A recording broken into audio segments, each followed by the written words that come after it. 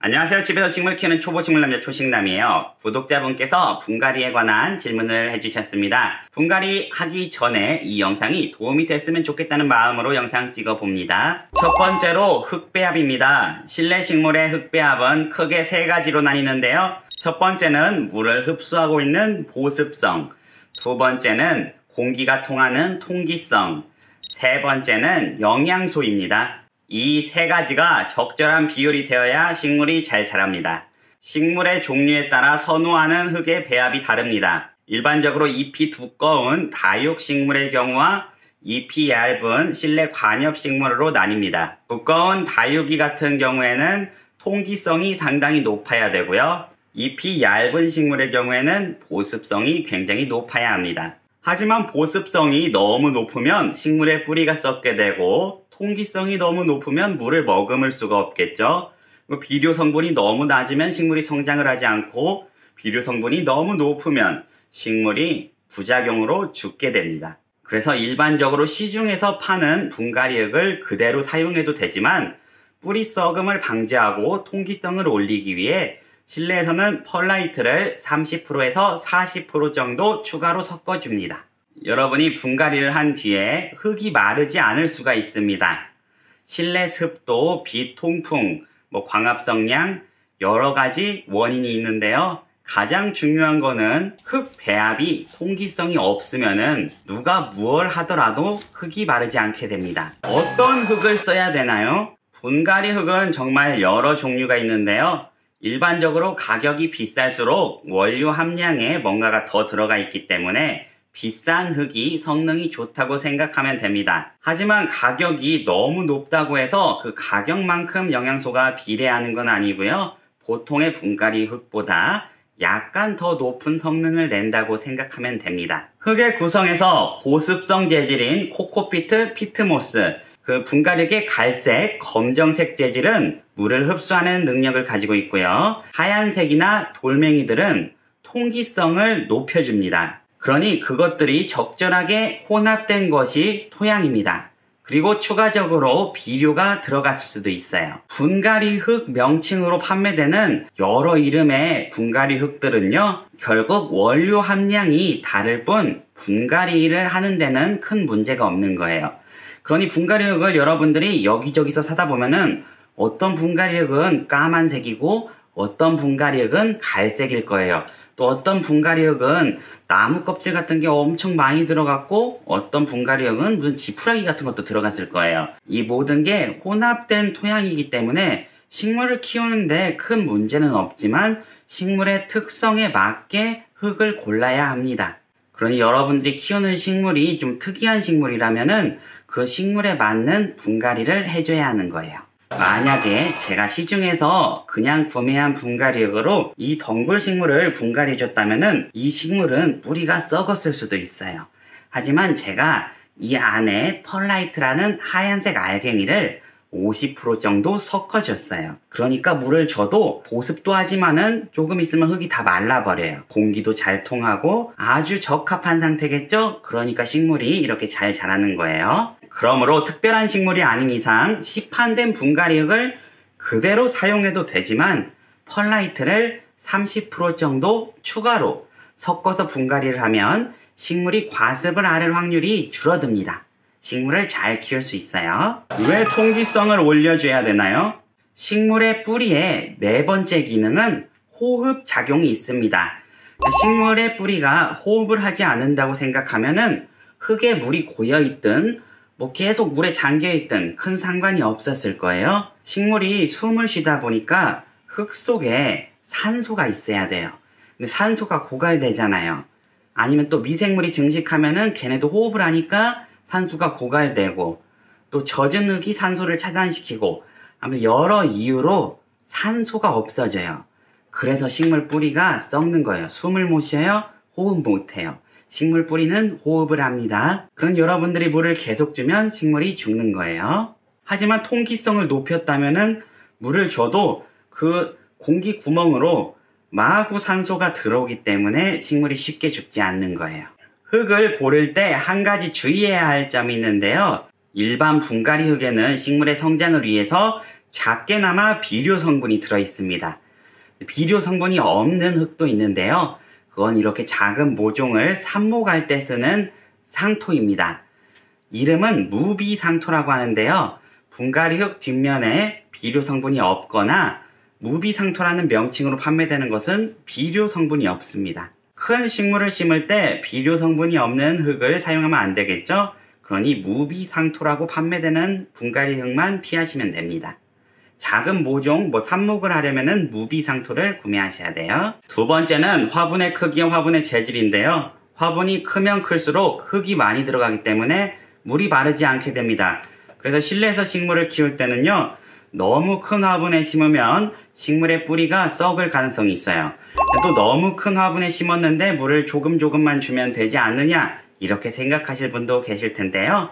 화분 흙이 골고루 젖지 않으면 식물은 물을 찾아서 이렇게 뿌리가 계속 길어지는데요. 그래서 뿌리가 벨벨 꼬이는 서클링 현상이 더 잘 일어나게 되고, 화분 흙이 자주 젖지 않다 보니까 물길도 자주 생기고, 아무튼 큰 화분에 심고 물을 듬뿍 주면 과습이 되고, 조금 주면은 또 물을 못 먹고, 이런 경우가 있습니다. 그러니까 여러분이 기술적으로 물을 주면 크게 상관이 없는데, 일반적으로는 실내에서는 흙이 마르지 않기 때문에 식물보다 아주 큰 화분에 심으면 잘 죽습니다. 플라스틱 화분은 일반 화분이라고 생각하시면 돼요.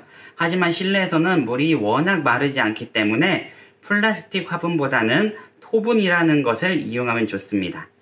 네, 토분은 옆면으로 공기가 빠져나가는데요. 실내에서는 토분 사용을 했을 때 식물이 과습 증상으로 잘 죽지 않고 물이 더 빨리 마르게 됩니다. 물론 플라스틱 화분에 심어도 흙 배합을 좋게 하고 화분의 크기가 적으면 과습이 잘 일어나지 않습니다.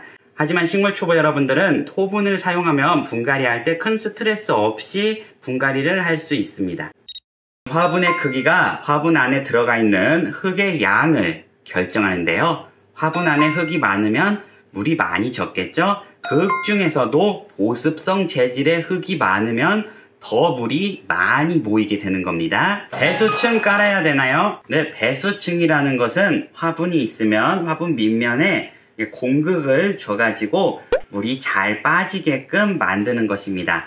배수층을 깔면 좋은 점은 화분이 물이 빠졌을 때 받침대에 물이 고이더라도 그 돌멩이들이 이렇게 어느 정도 공간이 있기 때문에 과습 증상이 없습니다. 또한 화분에 어느 정도를 돌멩이로 채웠기 때문에 보습성 흙의 양이 결과적으로는 줄어들게 되는 거예요. 하지만 배수층을 깐다고 해서 우리가 생각하는 것만큼 흙이 잘 마르지는 않습니다. 마르기는 마르는데 특출난 효과는 없다고 해요. 그거는 다른 분들이 실험을 한 결과가 있어요. 그거 참고하면 좋겠습니다. 그리고 배수층보다 중요한 거는 배수층 위에 있는 흙의 배합이 어떻게 됐는가고요. 그 흙의 배합이 잘 마르는 구조라면은 굳이 배수층을 깔 필요가 없어요. 그래서 작은 화분의 경우에는 배수층을 깔게 되면은 화분 안에 들어가는 흙의 양이 줄어들기 때문에 그냥 섞어서 배합을 해서 분갈이를 하는 편이고요. 큰 화분의 경우에는 아무래도 들어가는 흙의 양을 줄여야 하기 때문에 배수층을 깔게 됩니다. 대형 화분의 경우 밑면에 스티로폼이 깔려있는 경우가 있는데요. 스티로폼도 배수층의 역할을 합니다. 여러분이 배수층을 깔고 싶은데 마땅한 재료가 없을 경우, 그 경우에는 스티로폼을 깔아도 큰 효과가 납니다. 왜냐면 흙을 줄여주고 물을 잘 빠지게 해요.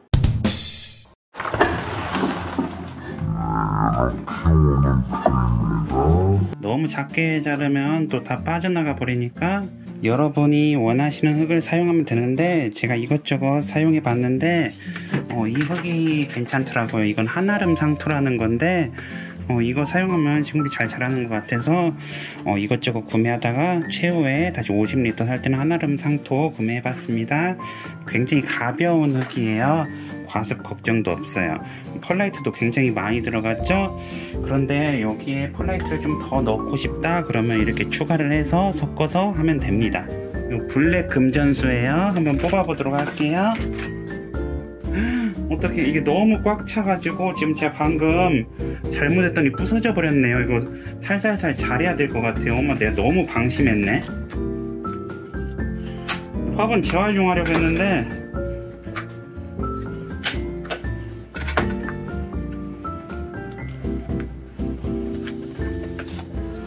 이제 금전수가 빠졌습니다.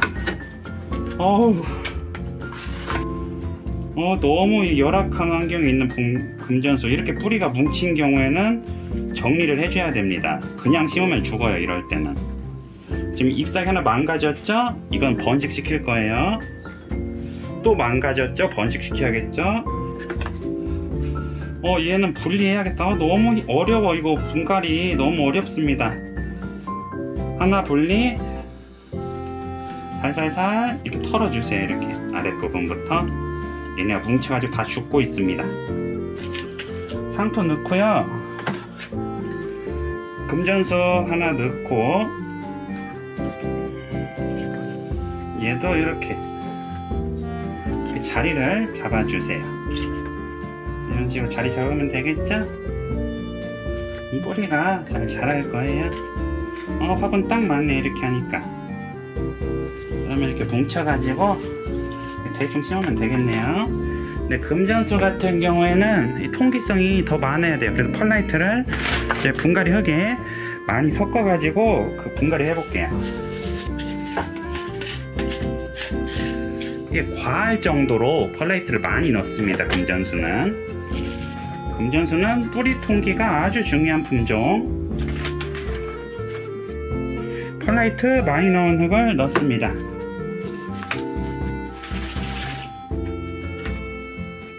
플라스틱 화분이라 약간 위험하긴 한데 금전수는 물을 자주 안 주니까 크게 상관없을 것 같아요. 네, 블랙 금전수 분갈이 완료. 이 금전수는 분갈이 후 물을 주지 않겠습니다. 다육성질이니까요. 두 번째는 베고니아 마큘라타 잔챙이가 이 새싹을 내고 있어요. 그리고 새 생장점 나오다가 좀 마른 개체인데요. 이거 두 개를 합식해서 하나의 화분을 만들어 볼게요.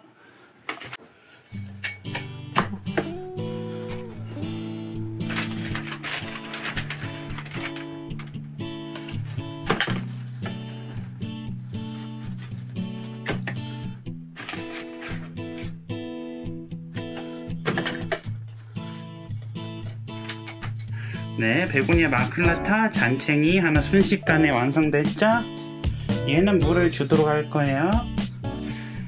그 다음은 형광스킨답소스 분갈이 할 거예요. 뿌리가 얘도 너무 꽉 찼어요. 나 이렇게 뿌리 꽉 찬 애들 처음 봐요. 원래 이렇게 꽉 안 차거든요. 그래, 얘는 흙을 털어줘야겠네. 흙 상태가 안 좋아요. 너무 뭉쳤으니까. 스킨답소스 같은 경우에는 적응력이 높아요. 그래서 뿌리를 이렇게 대충 이런 식으로 손을 봐주세요.